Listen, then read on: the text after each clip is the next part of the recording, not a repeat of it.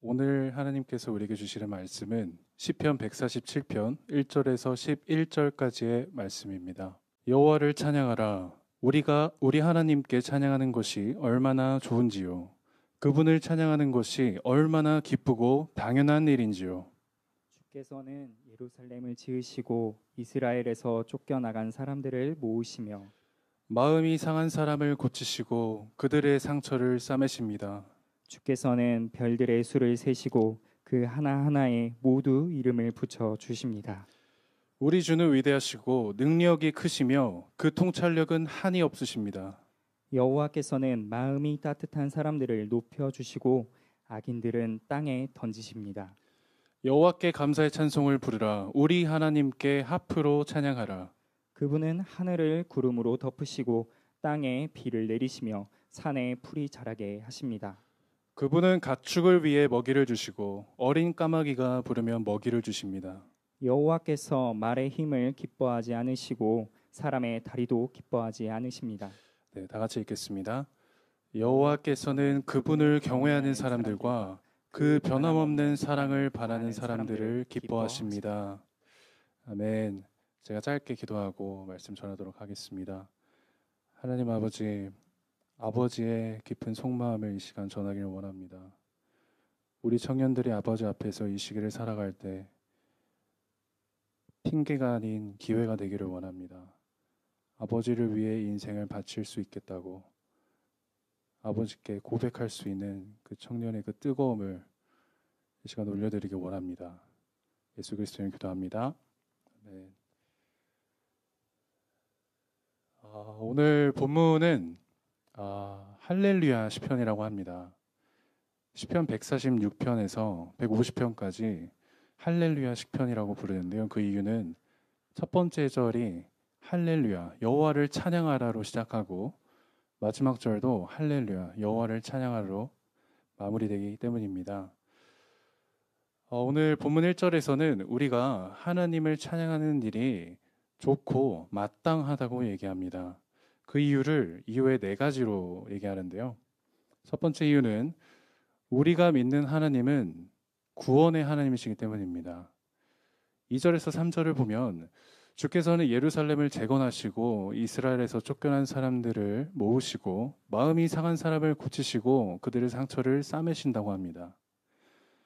이스라엘 백성은요, 하나님의 사건을 하나님께서 구원하시는 사건을 정말 많이 경험했습니다. 출애굽 사건도 전형적인 구원 사건이고 바벨론 포로에서 돌아온 것도 하나님 아니시면 할 수 없는 전형적인 구원 사건입니다. 그래서 이스라엘 백성은 하나님을 찬양하는 것입니다. 그렇다면 우리는 어떨까요? 예수 그리스도가 우리의 죄를 짊어지시고 십자가에 달려 피 흘리심으로써 우리는 구원의 은혜를 받았습니다. 우리도 이스라엘 백성처럼 하나님을 마땅히 찬양해야 되는 줄로 믿습니다. 두 번째 이유는 우리가 믿는 하나님은 천지를 창조하신 분이시기 때문입니다. 4절에서 5절을 보면 주께서 하늘의 별들을 세시고 그 하나하나에 모두 이름을 붙여주시고 그 통찰력은 한이 없다고 말합니다.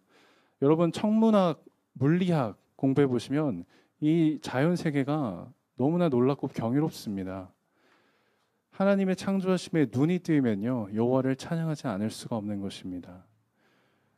세 번째 이유는 우리가 믿는 하나님이 사랑과 공의의 하나님이시기 때문입니다. 6절을 보면 하나님께서 마음이 따뜻한 사람들을 높여주시고 악인들은 땅에 던지신다고 합니다.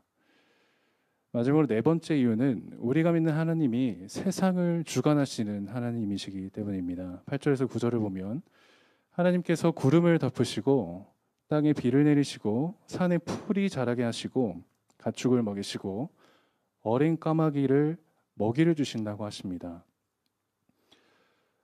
자, 여기까지 여러분이 말씀을 들었을 때 이렇게 생각하시는 분들이 있을 겁니다. 네, 전도사님, 하나님께서 이렇게 까마귀도 보살피시는데 저도 보살펴 주시겠죠. 지금 상황이 어렵지만 인내하겠습니다. 네, 전도사님, 하나님께서 구름도 띄우시고 하늘에 별도 세시고 비도 내리시고 그런 분이신데 언젠가 제 삶을 이끌어 주시겠죠. 지금 마음은 많이 어렵지만 기다려 보겠습니다. 그런데요, 이 시간 우리가 한 가지 가만히 생각해 보길 바라는 것이 있습니다. 그것은요, 오늘 이 시편 기자가 이 시를 썼을 때 어떤 동기로 썼냐는 것입니다. 한 가지 명심해야 할 것은요, 오늘 시편 기자는 이 시를 썼을 때 그 마음이 내가 하늘의 별을 보고 구름을 보고 풀이 자라는 걸 보니까 내가 겪는 어려운 상황도 해결해 주실 거야. 보살펴 주실 거야. 이렇게 참고 인내하길 바라는 마음으로 쓴 것이 아니라는 거예요. 그 정도 차원의 시가 아니라는 것입니다. 무슨 뜻이죠?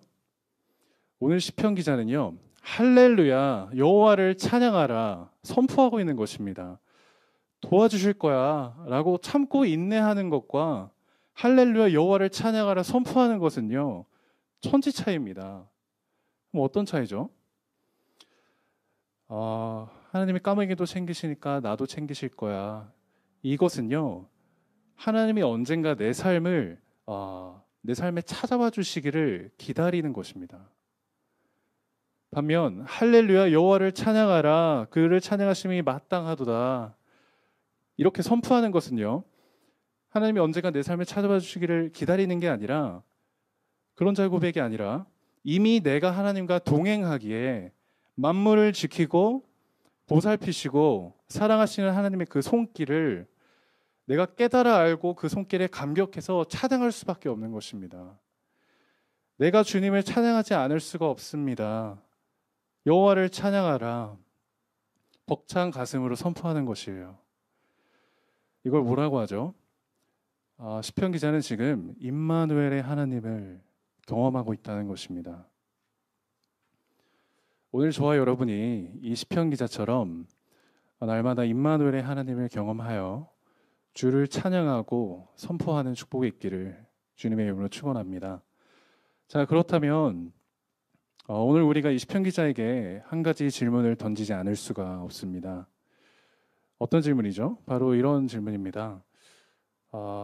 시편 기자님, 당신은 그럼 도대체 어떻게 임마누엘의 하나님을 경험하게 됐습니까? 그 비결이 무엇입니까? 무슨 뜻이죠? 나도 이제 더 이상 하나님이 언젠가 찾아와 주시기를 바라는 그런 하염없이 기다리는 게 아니라 나도 당신처럼 하나님과 날마다 동행하면서 그 손길을 목격하고 체험하고 찬양을 선포하고 싶은데 어떻게 하면 나도 임마누엘 하나님을 경험할 수 있겠습니까? 우리의 간절한 질문인 것입니다. 이 질문에 대하여 바로 예수 그리스도께서 대답을 하십니다. 요한복음 8장 29절 예수님께서 말씀하십니다. 나를 보내신 그분이 나와 함께 하신다. 그분이 나를 홀로 두지 않으시는 것은 내가 항상 그분이 기뻐하시는 일을 행하기 때문이다. 자, 나를 보내신 그분이 나와 함께 하신다. 이게 뭐죠? 임마누엘입니다. 예수님께서 말씀하시길 하나님께서 늘 자신과 함께 하신대요.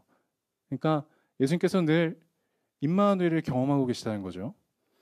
그 비결이 무엇이죠? 예수님께서 나중에 말씀하셨죠. 나는 항상 그가 기뻐하시는 일을 행함으로 이게 무슨 뜻이냐면 내가 하나님이 기뻐하시는 일을 행했기 때문에 하나님이 나와 함께 하시는구나. 이게 아니라 원래부터 하나님이 나와 함께 하셨어요. 그런데 내가 하나님이 기뻐하시는 일을 행하니까 하나님이 나와 함께 하신다는 것을 realize 한다는 거예요. 깨닫는다는 거죠. 마치 이런 거예요. 와, 내가 하나님이 기뻐하시는 일 했더니 와, 진짜 하나님이 나와 함께 하셨구나. 깨닫고 경험한다는 것입니다. 이것이 임마누엘의 경험인 것이에요. 여러분, 이것은 굉장히 중요한 원리입니다. 왜 그렇죠? 성령으로 거듭난 자들은 하나님께서 다 함께 하시죠. 따라서 저와 여러분도 성령으로 거듭났기에 하나님께서 우리와 함께 하십니다. 그런데 문제는요, 우리가 살다 보면 하나님께서 함께 하지 않는 것 같다는 거예요. 그러면 어떻게 되죠? 하나님 없다면서 교회를 떠납니다. 하지만 성경은 분명히 기록하고 있습니다. 하나님은요, 우리와 함께 하고 계셨다는 거예요. 우리가 하나님이 함께 하지 않으신다고 오해를 하고 있었다는 겁니다. 예수님께서 뭐라고 하셨죠? 나는 항상 그가 기뻐하시는 일을 행함으로, 내가 하나님께서 기뻐하시는 일을 행할 때 하나님께서 나와 함께 하지 않는다고 생각했던 그런 오해들이 풀린다는 것입니다. 오늘 본문으로 돌아갈 거예요. 오늘 시편 기자도 이와 동일한 비결을 우리에게 알려주고 있습니다. 11절을 보겠습니다. 그분을 경외하는 사람들과 그 변함없는 사랑을 바라는 사람들을 여호와께서 어떻게 하신대요? 여호와께서 기뻐하신대요. 무슨 뜻이죠? 여호와께서 기뻐하시는 일을 행할 때 오늘 본문 1절에서 9절에 등장한 할렐루야 선포가 시작된다는 것입니다. 할렐루야 선포의 비밀이 바로 여기 있다는 것이에요. 이 시간 저와 여러분이 여호와께서 기뻐하시는 일을 항상 행함으로써 오늘 본문에서 선포되고 있는 할렐루야 선포, 그 모든 고백들이 저와 여러분의 고백이 되기를 주님의 이름으로 축원합니다. 자, 그렇다면 우리는 다음 질문으로 넘어가지 않을 수가 없죠. 어떤 질문이죠? 그렇다면 여호와께서는 무엇을 기뻐하시는가? 주님께서 기뻐하시는 일을 행하고 싶은데 그럼 주님께서 무엇을 기뻐하시는가? 우리 이 질문에 대한 대답을 방금 11절에서 확인한 바 있습니다. 무엇이었죠? 여호와께서는 자신을 경외하는 자들을 기뻐하신대요. 오늘 누텔라 남은 시간 동안 하나님을 경외함이란 무엇인지 함께 살펴보기를 원합니다. 성경에서 경외함을 설명하는 곳은 많습니다만 오늘은 크게 두 가지를 살펴보려고 하는데요. 첫 번째는 따르시면 감사하겠습니다. 하나님 말씀의 원리를 믿는 것입니다. 여러분, 이 세상에는 원리들이 존재합니다. 물질의 원리를 뭐라고 하는지 아세요? 물리. 도덕의 원리를 뭐라고 하죠? 윤리. 종교의 원리를 뭐라고 합니까? 교리. 신앙의 원리는 뭐라고 하죠? 영리. 자연의 원리는 그럼 뭐라고 할까요? 자연 원리. 이 원리들을 알면 매우 유익해요. 왜 그렇죠? 만약 제가 물리를 모르고 높이 5m에서 떨어졌다고 해봐요. 그럼 어떻게 될까요? 다리가 부러지죠. 만약 제가 윤리를 모르고 기분 나쁘다고 상대방을 비난했다고 해봐요. 어떻게 되죠? 제 앞길이 캄캄하겠죠? 즉 우리는 수많은 원리들 속에서 살아가기 때문에 원리들을 아는 것은 굉장히 중요합니다. 그렇다면 우리에게 영향을 주는 또 다른 원리가 있을까요? 있습니다. 바로 영적 원리입니다. 이것을 말씀의 원리라고도 하는데요. 오늘은 여러분의 이해를 돕기 위해 영적 원리로 설명을 하겠습니다. 이런 영적 원리를 소개하는 대표적인 예가 성경에 무엇이 있을까요? 바로 십계명입니다. 왜 그렇죠? 영적 원리는 우리가 하나님께 축복을 받을 수 있는 방법이 있고 우리의 영이 죽어갈 수 있는 그런 방법이 있다는 것을 알려주고 있습니다. 그런데 우리는 뭐가 축복을 받는 방법인지, 뭐가 내 영이 죽어가는 방법인지 알 수 없어요. 알기가 어렵습니다. 그래서 신명기 기자는 십계명에 대해서 설명을 할 때 하나님께서 우리에게 축복을 주시기 위해서 이 세상에 존재하는 영적 원리를 우리가 이해할 수 있는 글로 친히 써서 알려주셨고 그것이 바로 십계명이라는 것입니다. 그래서 지금도 저와 여러분을 포함하여 많은 성도들이 하나님이 정하신 이 영적 원리를 지키기 위해 많은 노력을 하고 있음을 알 수 있습니다. 그런데 한 가지 저희가 함께 생각해 보기 원하는 건요. 이 길을 가는 것이 결코 쉬운 길이 아니라는 것입니다. 왜 그렇죠? 바로 즉각성 때문에 그렇습니다. 이게 무슨 뜻일까요? 여러분 혹시 사람들이 자연 원리는 그렇게 잘 지키면서 영적 원리는 왜 무시하거나 아니면 지키지 않거나 왜 그럴까? 이런 생각 해보셨습니까? 간단합니다. 자연 원리는요. 그 법칙을 지키지 않았을 때 즉각적으로 반응이 일어나요. 제가 높은 곳에서 점프를 하잖아요. 그럼 한 다리가 10분 뒤에 부러집니까? 바로 부러지죠. 그래서 사람들이 아주 잘 지킵니다. 그런데 영적 원리는요. 오늘 기도 안 했더니 여러분이 갑자기 배가 아프시나요?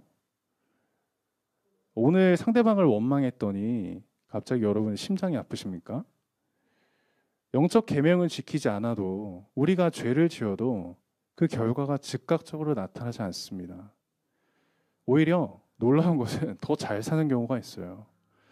그래서 이 즉각성이 없다는 이유 때문에 수많은 하나님의 자녀들이 여호와를 경외해야지 노력을 해도 어떻게 되죠? 돌아서요.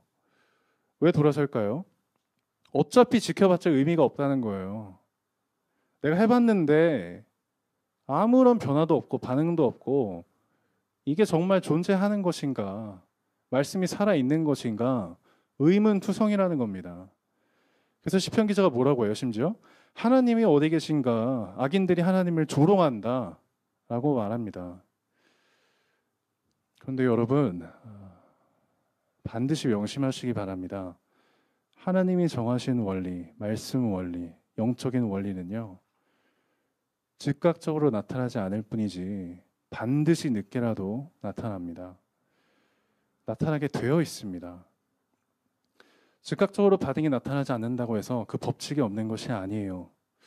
여러분은 이렇게 묻겠죠. 전도사님 정말요? 제가 증명해 드리겠습니다. 창세기 3장을 보시겠습니다. 3장 6절을 보면 아담과 하와의 실수가 나옵니다. 여자가 나무를 본즉 먹음직하고 보암직하고 지혜롭게 보였다고 나와요. 자, 중요한 것은요. 이게 사실입니까? 사실이죠. 그런데 주관적 사실입니다. 자신이 볼 때 그렇게 사실로 보이는 것뿐이에요. 그런데 이러한 사실 말고요. 인간이 보지 못하는 하나님이 정하신 또 다른 새로운 사실, 그게 있었다는 거예요. 그게 뭐죠? 보기에 아름답고 이게 지혜롭게 할 것 같은데 이걸 먹으면 죽는다는 사실이에요. 겉으로 나타나는 것들은요, 그냥 그렇게 보이는 것뿐이에요. 그런데 실상은요, 그것은 생명이 아니라 죽음이었다는 것입니다. 그러면 왜 이런 일이 일어났을까? 하와가 평상시에는 하나님을 경외하다가 그 순간만 하나님을 경외하는 것을 딱 내려놓은 거예요. 그러니까 완전 다르게 보이는 겁니다. 진실이 아닌 것을 진실로 착각하는 거예요. 즉, 선악과를 먹으면 죽는다라는 이 영적인 사실은요, 하나님을 경외할 때만 알 수 있는 것입니다. 하나님을 통해서만 알 수 있는 것입니다. 하나님의 말씀을 통해서만 알 수 있는 것이에요. 오늘 저와 여러분이 지키는 하나님의 말씀 그 원리, 영적인 원리도 마찬가지입니다. 내가 볼 때는 아무런 의미가 없어 보일 수 있어요. 그런데 하나님을 경외할 때 나의 육이 보지 못한 사실, 오직 영으로 목격할 수 있는 사실, 그걸 볼 수 있어요. 그리고 우리가 믿음으로 그거를 돌파해낼 수 있다는 사실입니다. 자, 결론을 맺자면요. 하나님을 경외하는 자는 믿음으로 돌파해내고 흔들림이 없습니다. 이것이 저와 여러분의 고백이 되기를 주님의 이름으로 축원합니다. 자, 여기까지 이야기를 듣고 나면 또 어떤 분들이 이런 말씀을 저에게 하실 거예요. 그렇군요, 전도사님. 말씀을 들어보니까 영적 원리도 존재한다는 걸 알겠고 그걸 지켜야 되는 이유도 알겠습니다. 그런데요, 제가 언제까지 그렇게 살아야 돼요? 저는 좀 자유롭게 살고 싶은데 도대체 언제까지 하나님 말씀을 지키면서 그 원리를 지키면서 살아야 되냐 이 말입니다. 제가 비유를 하나 드리겠습니다. 여러분, 하나님 말씀은요, 교통법과 같습니다. 트래픽. 우리가 운전을 하잖아요. 빨간불이면 섰다가 초록불이면 갑니다. 근데 이거 생각해보면 얼마나 귀찮습니까? 그죠? 그냥 편하게 가면 되는데. 그런데요, 이게 운전자가 누리는 자유라는 것이에요. 왜 그렇죠? 만약 이런 교통법이 없다고 생각해 보세요. 자동차들이 빨간불을 안 지킨다고 생각해 보세요. 자유롭게 달리잖아요. 그럼 자유롭게 죽는 거예요. 그건 자유가 아닙니다. 신호등과 교통법을 어기면요, 내 마음대로 빨리 가는 건요, 그건 자유가 아니에요. 마찬가지로 인간이 하나님 말씀을 무시하거나 하나님 말씀을 부수려고 한다면요, 어떻게 되는지 아세요? 그 인간은 그 말씀으로 인해서 부서집니다. 여러분 다 해보셨으면서 이것은 굉장히 중요한 사실입니다. 따라서 우리가 언제까지 도대체 하나님 말씀을, 하나님 원리를 지키면서 살아야 되나, 이렇게 불평할 것이 아니라 하나님이 정해놓은 신호등과 원리 안에서 자유함을 누려야 되는 것입니다. 그때 비로소 진정한 자유가 여러분 마음속에 찾아오는 것입니다. 그리고 지금 방금 제가 여러분에게 드린 이야기는요, 제 이야기가 아니라 사도 바울이 한 얘기예요. 저는 그냥 쉽게 풀어서 설명해 드렸을 뿐입니다. 사도 바울은요, 로마서 2장 12절에서 우리가 하나님 말씀의 원리 안에서 자유해야 한다, 이거를 다음과 같이 말합니다. 율법 없이 범죄한 자는 율법이 없어서 망하고 율법 있게 범죄한 자는 율법으로 심판을 받는다. 아멘. 하나님이 우리에게 주고픈 자유는요, 말씀 안에서의 자유고 영적 원리 안에서의 자유인 것입니다. 근데 만약 살다가 말씀에서 벗어난 것이 자유롭게 보일 때가 있어요. 저도 가끔 있습니다. 하지만 그것은 이 시대의 유혹이라는 것을 여러분이 명심해야 합니다. 이 시간 저와 여러분이 하나님을 경외함으로써 하나님이 진정한 영적 원리 안에서 언제나 자유하기를 주님의 이름으로 축원합니다. 이제 여호와를 경외함이 무엇인지 첫 번째를 말씀드렸는데요. 이제 두 번째 살펴보겠습니다. 따라해주시면 감사하겠습니다. 여호와를 사랑하라. 누군가를 사랑해 보신 적 있으십니까? 사랑한다는 것은 그 사람과 함께하고 싶다는 것이고, 함께하고 싶다는 것은 내 삶 속에서 어떤 선택을, 어떤 결정을 내릴 때 그 사람을 염두에서 내린다는 것입니다. 예를 들어서 식당에 갔어요. 메뉴를 시키죠. 근데 제가 사랑하는 사람이 있다. 그러면 그 사랑하는 사람이 내가 어떤 음식을 먹기를 이렇게 좋아할까? 내가 어떤 음식을 먹으면 그 사람이 좋아할까? 잘 먹었다, 건강한 거 먹었다, 이렇게 얘기해 줄까? 이렇게 메뉴를 고를 때도 그 사랑하는 존재를 염두에서 선택을 내린다는 것이죠. 옷을 사러 가도 마찬가지예요. 뭐 H&M을 갔는데 어떤 옷을 고를까 하다가 내가 이 옷을 입으면 내가 사랑하는 그 사람이 기뻐할까? 좋아할까? 이렇게 옷을 고를 때도 내가 사랑하는 사람의 그 존재를 염두에서 선택을 한다는 것이죠. 이게 사랑입니다. 자연스러운 거예요. 그리고 이런 그 사랑하는 시간들이 쌓여서 그 사람과 관계가 점점 발전해 나가시죠. 발전해 나갑니다. 어떤 단계로 발전하냐면 처음에는 만남의 단계입니다. 만나야죠. 그 다음엔 자주 만나고 그러면서 친밀의 단계가 이어집니다. 친밀함이 반복되면요, 그 속에서 신뢰가 꼽힙니다. 그리고 신뢰하는 사이가 되면 나중에는 믿음이 생깁니다. 나는 너를 믿어. 이 고백이 나오는 것이죠.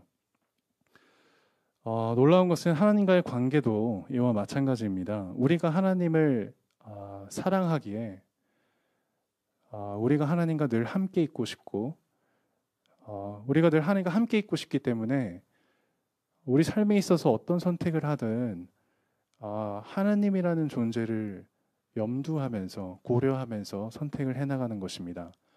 똑같은 예로 제가 들어볼게요. 식당에 갔어요. 이거 사실 제가 어제 했던 건데 밥을 먹으러 갔습니다. 뭐 찌개 종류가 있었어요. 김치찌개, 된장찌개. 근데 그 순간 하나님께 물어보는 거예요. 하나님, 어떤 메뉴를 제가 고르길 원하세요? 제가 어떤 음식을 오늘 점심에 먹기를 원하세요? 하나님께 여쭤보는 거예요. 그럼 뭔가 들릴까요? 안 들려요. 안 들립니다. 하지만 그래도 묻는 거예요. 왜? 사랑하니까, 함께 있고 싶으니까, 너무 함께 있고 싶어서 매 순간 하나님을 염두할 수밖에 없으니까. 옷을 고르러 갈 때도 마찬가지예요. 뭐 여러 가지 옷이 있어도 내가 어떤 옷을 입었을 때 하나님께서 기뻐하실까? 하나님께 묻는 거예요.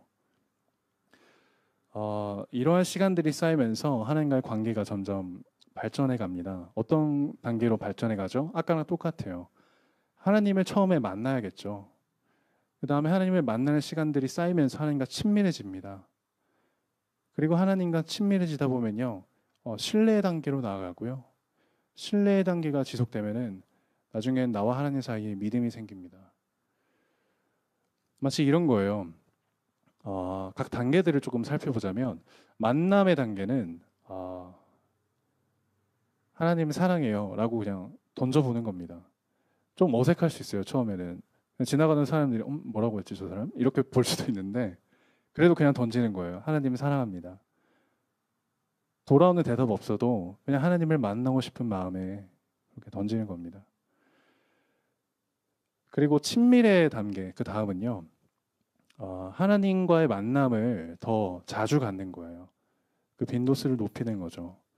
예를 들어 원래는 주일에 교회 가서만 하나님을 찾고 그랬는데 이제는 뭐 일주일에 그래도 3-4번씩 시간을 정해서 하나님께 나아오는 거예요. 매일 밤마다 하나님 저 왔어요. 하나님과 친해지고 싶어서 하나님 앞에 나아갑니다. 이렇게 친밀의 단계로 나아가는 거예요. 그런데요, 하나님을 만난 자들도 많고 하나님과 친밀한 관계에 들어간 자들도 많은데 하나님의 신뢰를 받는 자는 굉장히 드물다는 것입니다. 왜 그럴까요? 여러분, 돌다리를 건널 때 돌다리를 두들겨 보고 건넌다는 속담이 있죠. 왜 두들길까요? 두들겨 봤더니 내가 신뢰할 수 있겠구나. 확인이 되는 거죠. 하나님도 우리를 신뢰하시기 전에 우리의 마음을 두드려 보십니다. 그리고 확인하시는 게 몇 가지 있어요. 어떤 걸 확인하실까요? 우리가 하나님과 친밀한 관계에 있을 때 우리가 하나님께 올려드렸던 기도와 고백들이 있잖아요. 뭐 이런 거 아니겠습니까? 하나님 사랑해요. 저에겐 주님뿐입니다. 주님만으로 충분합니다. 이런 고백을 하나님께 친밀한 관계 속에서 올려드리죠. 그러면 하나님께서 정말 그 마음이 맞는지 확인해 보시는 겁니다. 우리의 마음을 두드려 보시는 거예요. 나의 딸이, 나의 아들이 정말 나 하나만으로 충분하다고 하는데 나밖에 없다고 하는데 정말 그런가? 하나님께서 우리의 마음을 두드려 보시는 겁니다. 그러면 왜 이런 확인을 하실까요? 이것을 이해하기 위해서는 하나님 입장에서 생각해 보는 것이 필요합니다. 하나님 입장에서 나와 하나님과의 관계를 바라보면 바로 이해가 돼요. 예를 들어 볼까요? 여러분이 회사에서 어떤 중요한 일을 누군가에게 맡겨야 돼요. 그러면 아무에게나 맡길 수 있습니까? 절대 못 맡기죠. 나에게 너무나 중요한 일인데. 그럼 누구에게 맡길까요? 기준은 딱 하나예요. 내가 신뢰할 수 있는 사람. 하나님도 마찬가지예요. 하나님께서 중시하시는 일이 있습니다. 그것은 하나님 나라를 확장하는 일이에요. 하나님께서는 하나님 나라를 확장해 나가는 일에 여러분이 상상하는 것 이상으로 관심이 많으십니다. 하나님의 관심사는 하나님 나라 확장에 있습니다. 그러면 하나님 나라를 확장한다는 게 무엇일까요? 영적으로 볼 때 사탄의 세력이 자리 잡고 있는 영역을 하나님 나라로 빼앗아 오는 거예요. 사탄의 세력이 자리 잡고 있는 그 땅에 하나님 나라의 깃발을 꽂는 겁니다. 영적인 전쟁이에요. 그러면 여러분 전쟁터에 누가 나갑니까? 어린아이가 나갈까요? 아니죠. 하나님의 군사가 나갑니다. 이게 굉장히 중요합니다. 여기까지만 정리해 볼게요. 하나님의 관심사는 하나님 나라를 확장하는 일에 있다. 하나님 나라를 확장한다는 것은 무엇인가? 사탄의 세력이 지배하고 있는 영역을 하나님 나라로 빼앗아 오는 것이다. 사탄이 지배하는 영역에 하나님 나라의 깃발을 꽂는 것이다. 그 깃발을 누가 꼽냐? 어린아이가 꼽는가? 하나님의 군사가 꼽는다는 것이에요. 여러분 제가 하나님과의 관계가 이제 깊어지면 깊어질수록 깨닫는 것 중에 하나는요. 사람마다 영적 나이가 있다는 것입니다. 우리 그 이마에 주름살이 생기는 육적인 나이가 아니라 영적인 나이가 있다는 것이에요.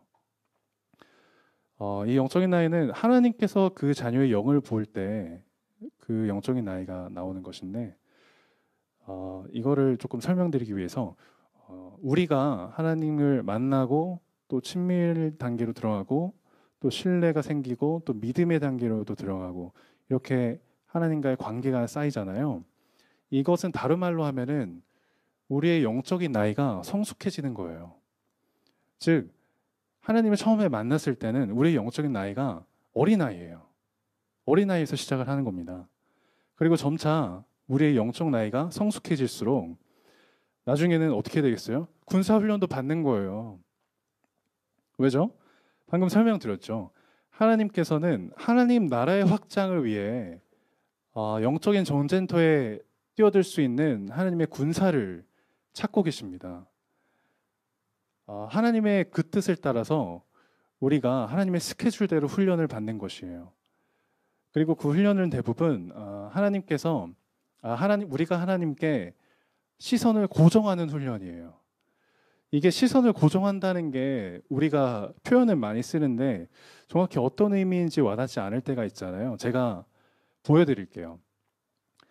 우리의 삶이 하나님과 전혀 상관이 없던 시절에는 그냥 고개를 숙이고 그냥 우리 생각대로 사는 겁니다. 그런데 우리가 하나님과 가까워질수록 가끔씩 내가 고개를 하나님께 들어야겠구나 이걸 깨달아요. 그래서 살다가도 가끔씩 하나님 이렇게 찾는 거죠. 그렇죠? 근데 더 가까워지면은 고개를 내리는 순간보다 고개를 들고 하나님을 바라보는 순간이 더 많아진다는 거예요. 그렇죠? 이게 하나님께 시선을 고정하는 것인가? 아니에요. 이게 아니에요. 왜냐하면 우리가 고개를 하나님께 들어도 우리 눈은 이렇게 다른 데를 볼 수 있어요. 정말 그래요. 그래서 하나님께서 원하시는 것은 고개를 드는 것도 참 잘했지만 너의 눈이 나 여호와의 눈과 나 여호와의 눈에 고정돼야 되지 않겠느냐 이걸 말씀하시는 거예요. 우리가 살다 보면 세상에 유혹이 많아서 고개는 들지만 이렇게 다른 거에 마음 빼앗길 때가 있거든요. 근데 그러지 말라는 거예요. 하나님께서 쓰고자 하시는 군사는 나의 눈을 하나님께 고정하라. 이게 시선을 고정한다는 뜻입니다. 그래서 이렇게 하나님이 하나님의 군사로 다 훈련을 시키신 다음에는 뭐라고 말씀하시죠? 내가 너를 신뢰하노라. 그리고 하나님 나라의 일을 그 자녀에게 맡기는 것입니다. 왜냐하면요, 어떤 상황에 갖다 놓아도 그 자녀는 하나님께 집중하고 하나님 나라의 일을 할 수 있기 때문이에요. 그리고 이게 굉장히 그 하나님께 딱 시선을 고정하는 것이 너무나 중요한 이유가 뭐냐면 사탄의 세력이 통치하는 그 영역은요, 막상 들어가 보면 그 상황 자체가 우리의 마음을 이렇게 공격하고 혼란스럽게 하고 하나님과 우리의 관계를 어떻게든 우리 시선을 다른 데로 돌리게 하려고 방해가 너무나 많다는 사실이에요. 그래서 우리가 하나님께 시선을 고정할 수 있을 그 훈련이 되었을 때 하나님이 보내시는 겁니다. 이 훈련은 쉽지 않습니다. 말씀드린 대로 사탄은 늘 틈을 노리고 있거든요. 그래서 우리가 이 훈련 과정 속에 있다 보면 우울하기도 하고 그만두고 싶고 하나님께서 나에게 주신 이 십자가를 내려놓고 싶고 이럴 때가 있습니다. 하지만 그것을 다 털어내고 다시 하나님을 향해 고개를 들고 그리고 고개 드는 것뿐만 아니라 내 시선까지 하나님께 고정하는 것, 이것이 뭔지 아세요? 영적인 실력이에요. 영적인 실력이 없는 자는 힘들다고 그냥 고개 푹 숙입니다. 그런데 영적인 실력이 있는 자는요, 고개를 숙이고 싶어도 빨리 치고 일어나서 다시 하나님께 고개를 드는 거예요. 하나님, 지금 상황이 너무 우울하지만 그래도 하나님을 바라봅니다. 나 시선도 하나님께 고정. 이게 하나님의 군사가 갖춰야 되는 영적인 실력인 것입니다. 그래서 이 시간 우리가 하나님을 경외함으로 저와 여러분이 하나님 나라에 귀하게 쓰임받기를 주님의 이름으로 축원합니다. 이 시간 우리가 함께 기도하기를 원합니다. 우리가 우리의 기도를 잘 들어보면요, 우리 입장에서 하나님께 기도를 드릴 때가 많고 하나님 입장에서 하나님이 나에게 무엇을 말씀하길 원하시는지 하나님 마음에 귀 기울일 때가 적어요. 우리가 원하는 것만 쏟아내고 우리가 생각하기에 이거 하나님이 원하실 것이다 라고 바라는 것들을 하나님께 올려드릴 때가 많습니다. 그런데요, 하나님의 생각은 우리의 생각과 굉장히 다를 때가 많아요. 정말 그렇습니다. 우리는 하나님의 생각을 알 수 없을 만큼 많이 부족해요. 그래서 우리가 모든 하나님과의 관계의 시작은요, 우리가 하나님과 어떤 대화를 나누는지가 그 뿌리가 되거든요. 그래서 우리가 이 시간 기도할 때 하나님, 제가 날마다 하나님 뭐뭐 해주세요, 뭐뭐 해주시옵소서 구하는데 이게 정말 하나님께서 원하시는 것이 맞았는지 되돌아보는 기도를 하기를 원합니다. 그리고 더 나아가서 하나님, 저를 영적 군사로 훈련시켜 주시옵소서. 하나님, 제가 이 청년의 시기가 끝날 때에 하나님의 영적인 군사로 잘 훈련되어서 하나님이 나를 어떤 상황에 갖다 놔도 내가 하나님만 바라보기 때문에 그 땅에서 하나님 나라의 일을 확장해 나갈 수 있는 그런 군사가 되게 해달라고 간절히 기도하면 좋겠습니다. 이 시간 우리 주님께 집중하며 기도하겠습니다. 하나님 아버지, 아버지께서 아버지 나라 일을, 아버지 나라를 확장해 나가는 일에 정말 많은 관심이 있으시다는 것을 이 시간 우리가 마음에 깊이 새깁니다. 하나님, 우리가 살다 보면 우리 일이 너무 바빠서 하나님 일을 생각하지 않을 때가 있습니다. 하지만 주님, 오늘 내가 숨 쉬는 이유가, 오늘 내가 이 청년의 시기를 살아가는 이유가 아버지께서 원하시는 모양이, 아버지께서 원하시는 나의 모습이 되기 위해서 살아가는 줄로 믿습니다.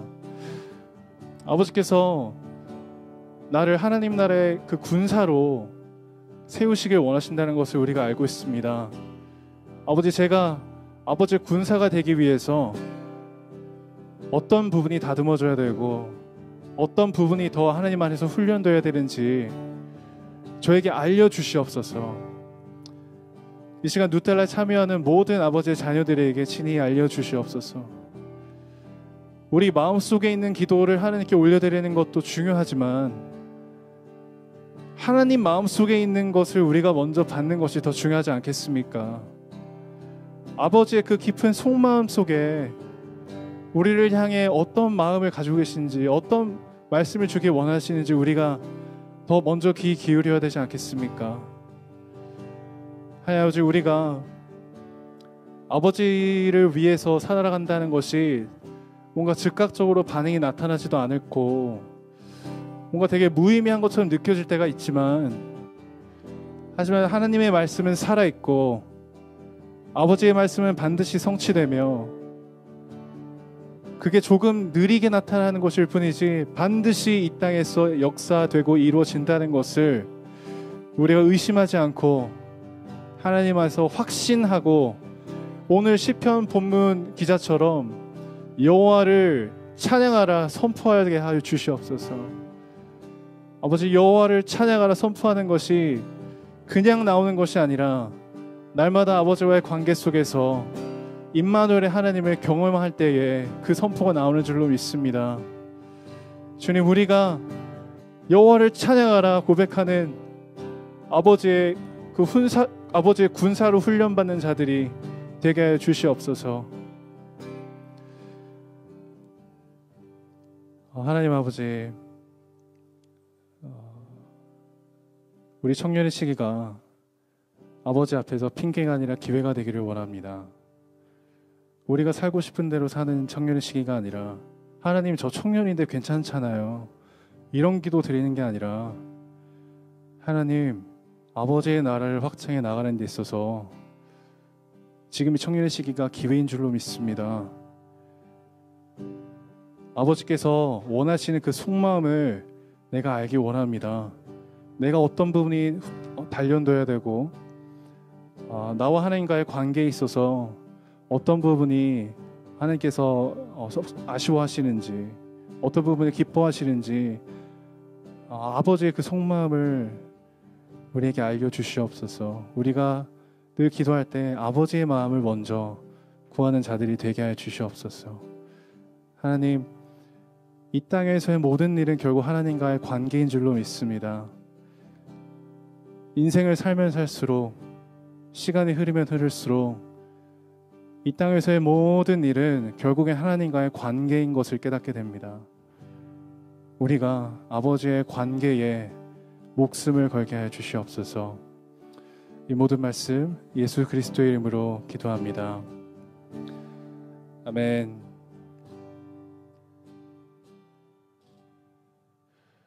감사합니다. 이제 이어서 조모임이 진행되는데요. 제가 두 가지 적용 질문을 여러분께 소개해드리겠습니다. 첫 번째 적용 질문은 하나님의 말씀을 지키기 위해 노력했지만 아무런 변화가 일어나지 않아서 낙심한 적이 있나요? 그럼에도 불구하고 다시 하나님 말씀 앞으로 나아오게 된 동기는 무엇인가요? 두 번째 질문입니다. 하나님과의 관계를 쌓아가기 위해서 삶 속에서 어떤 노력을 행하고 있나요? 만남의 단계에서 친밀의 단계로 나아가기 위해 하나님께 올려드린 시간들은 어떤 시간들이었나요? 네, 이 두 가지로 일단 조모임 때 나누시면 감사하겠습니다.